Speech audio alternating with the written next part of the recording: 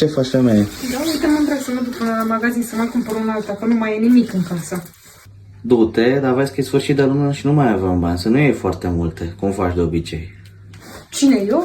Eu nu cumpăr multe, bărbate, numai ce trebuie în casă, apucă. 2 very boring minutes later. Mă apuc de băut, că sigur cheltuie iarăși la greu. 15 minutes later.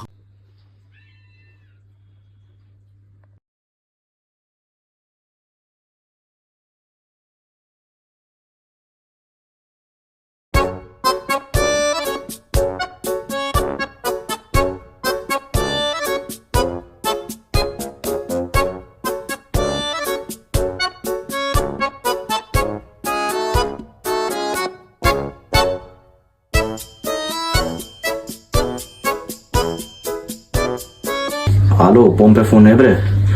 Pregătiți un sicriu că vreau să mă sinucid.